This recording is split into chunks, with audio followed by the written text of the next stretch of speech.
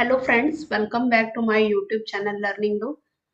दोस्तों, जब हम एडिटिंग की बात करते हैं, चाहे वो फोटोशॉप हो, कोरल ड्रॉ या किसी भी सॉफ्टवेयर में एडिटिंग की बात करते हैं, तो उसमें सबसे पहले मस्ट क्या होता है? सिलेक्शन होता है। जब तक आप किसी सॉफ्टवेयर में सिलेक्शन नहीं जानते, सिलेक्शन कैसे होता है, तब तक आप किसी भी चीज में मॉडिफाई या एडिटिंग नहीं कर सकते पूरी तरह से। ओके, तो दोस्तों आज की जो मेरी टॉपिक है वो इसी पे बेस्ड है कि सिलेक्शन कैसे किया जाता है। ओके, तो चलिए स्टार्ट करते हैं।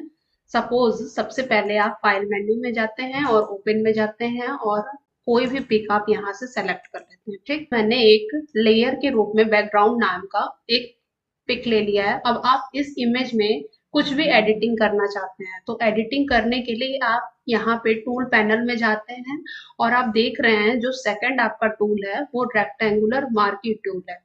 ठीक, इससे क्या होता है, इसकी जो विशेषता होती है, ये इमेज में किसी भी जगह पे इस रेक्टेंगुलर शेप में ही सिलेक्शन करता है। ओके, तो यहाँ पे देख रहे हैं ये जो स्टोन है जिस पे ये लेडी बैठी हुई है, अब मुझे इस जगह पे इस एरिया को सेलेक्ट करना है। ठीक, तो हम यहाँ से जब हम रेक्टेंगुलर मार्की टूल पे क्लिक करते हैं, टूल्स हैं वो डिस्प्ले हो रहे हैं इससे रिलेटेड। ठीक, तो सबसे पहला टूल मैं सेलेक्ट यहाँ से करती हूँ। ये जो पहला टूल है, इस टूल का नाम होता है न्यू सिलेक्शन। इस पे जब मैं क्लिक करती हूँ, इस कॉर्नर से ड्रैग करके ड्रॉप करते हैं। ओके, अब देख रहे हैं ये सेलेक्ट हो गया है। ये एनिमेटेड एरिया जो है ये सेलेक्ट हो गया। ठीक, ऊपर वाला एरिया है इसको भी ऐड करना चाहते हैं सिलेक्शन में।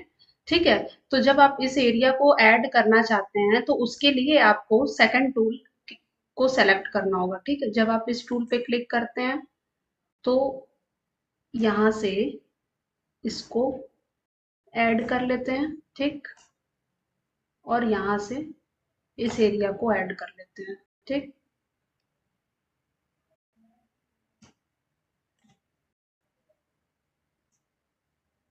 ओके। अब यहाँ पे हम कुछ सपोज ज्यादा कोई चीज सेलेक्ट कर ली है। ठीक, ये गलती से मुझसे सेलेक्ट हो गया है।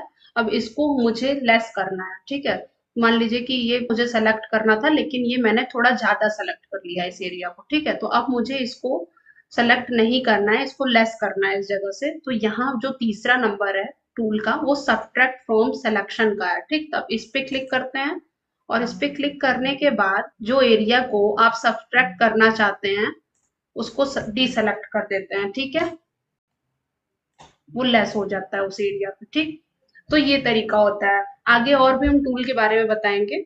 अब उसके बाद ये जो स्टोन है, आप इस ब्रिक स्टोन पे चाहते हैं कि इसकी जो ब्राइटनेस कंट्रास्ट लेवल है वो इंक्रीज हो जाए। ठीक, इसमें कुछ चेंजेस हो जाए, तो ये आप एरिया सेलेक्ट कर लिए। उसके बाद आप इमेज में जाते हैं। इमेज में जाने के बाद एडजस्टमेंट पे जाते हैं, जैसा कि मैंने आपको प्रीवियस क्लास में भी बताया था। ठीक, फिर उसके बाद ब्राइटनेस और कंट्रास्ट लेवल पे जाते हैं। ठीक है, आप यहाँ से कोई भी चीज, किसी भी इफेक्ट के लिए कोई भी कमांड आप चूज कर सकते हैं अपने अकॉर्डिंग। ठीक है, सपोज मुझे ब्राइटनेस कंट्रास्ट लेवल सेलेक्ट करना है। अब मैं इस पे क्लिक करती हूँ और यहाँ से ब्राइटनेस को बढ़ा देती हूँ और कंट्रास्ट लेवल को भी इसके अकॉर्डिंग इंक्रीज कर देती हूँ। ठीक, तो देख रहे हैं ये जो लेडी है इसके अकॉर्डिंग ये दोनों सेट हो चुका है। ओके, इसी तरह इसको यहाँ से ओके कर देते हैं। ओके, तो अब आप देख रहे होंगे कि ये जो ऊपर वाला साइड है, ये ऊपर वाला एरिया भी सेलेक्ट हो जाए। ओके, तो इसका क्या प्रोसीजर होता है? ये यहाँ पे जो थर्ड नंबर है, subtract from selection. Okay,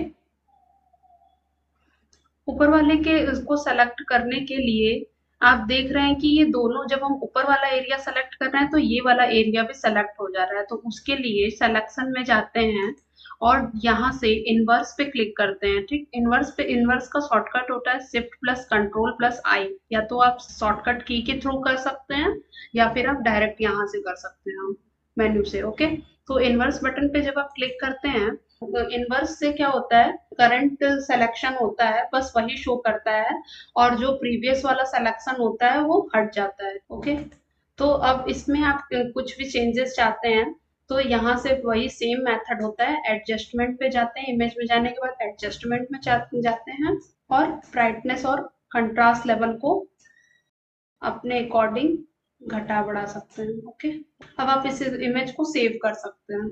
okay, ये मेथड होता है एक दूसरे पिक्चर में मुझे सिलेक्शन करना हो तो वही सेम मेथड होता है। फाइल मेनू में जाते हैं, फाइल मेनू में जाने के बाद ओपन पे क्लिक करते हैं और एक यहाँ से इमेज फिर पिक कर लेते हैं। ठीक, अब आप ये इमेज जो है आपके जो ये ड्राइंग एरिया है यहाँ पे आपको छोटा दिख रहा है तो आप इस इमेज को बढ़ा सकते हैं। ठीक है, इस इमेज को थोड़ा आप बड़ा कर सकते हैं अल्ट के थ्रू। ओके, इसको मैं क्रॉप कर लेती हूँ थोड़ा। ओके, अब इस इमेज को थोड़ा बड़ा कर लेते हैं रोलर के थ्रू। इस इमेज में आप ये जो वुडन एरिया देख रहे हैं इसमें आप कुछ मॉडिफिकेशन चाहते हैं, एडिटिंग चाहते हैं तो वापस से आप ये जो एज वाला साइड है, मैं इस एज वाले साइड में मॉडिफिकेशन एडिट इस एज को मैं चेंज करना चाहती हूँ। ठीक है, तो उसके लिए आप यहाँ से रेक्टेंगुलर मार्की टूल में जाते हैं और यहाँ से ये जो एज वाला पोर्शन है इसको आप कॉर्नर से सेलेक्ट कर लेते हैं। ठीक है, अब वापस से आप इमेज में जाते हैं, इमेज में जाने के बाद एडजस्टमेंट में जाते हैं और आप यहाँ से चाहे तो ह्यू ऑब्लिक सैचुरेशन में को भी वो कर सकते हैं क्लिक, इसके चेंजेस ला सकते हैं और नहीं तो ब्राइटनेस एंड कंट्रास्ट से भी कर सकते हैं। ठीक है, तो यहाँ पे इसके मुझे इस एरिया को थोड़ा, ये एज पोर्शन है तो इसको मुझे डार्क करना है। ठीक है, जिससे ये लगे कि ये एज है, नहीं तो ये उसमें मिक्स दिखेगा। ठीक है,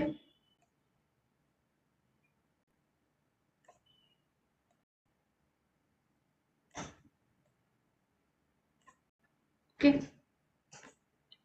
आप कैसे भी अपने अकॉर्डिंग जैसा चाहते हैं आप उसको एडिट कर सकते हैं। ओके, तो देख रहे हैं ये इसका एज पोर्शन जो है थोड़ा चेंज लग रहा है। ठीक, अब आप चाहते हैं इस क्लाइमेट में थोड़ा चेंजेस चाहते हैं इसके इफेक्ट में तो उसके लिए आप इसको सेलेक्ट करते हैं।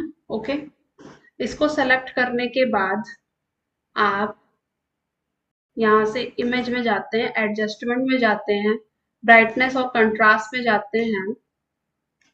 आप चाहे तो यहाँ से भी कर सकते हैं इसके चेंजेस के लिए। एडजस्टमेंट में जाने के बाद लेवल से भी आप कर सकते हैं कुछ चेंजेस। ठीक, इस तरह से। ओके, तो फ्रेंड्स आज आप लोगों ने ये सीखा कि कैसे एडिटिंग में सिलेक्शन किया जाता है। ठीक है, जब भी आप कोई एडिटिंग करते हैं, मॉडिफिकेशन किसी में चाहते हैं तो उसमें इफेक्ट कैसे डाला जाता है। आज की इस क्लास में बस इतना ही, आगे नेक्स्ट क्लास में फिर मिलते हैं। Thank you.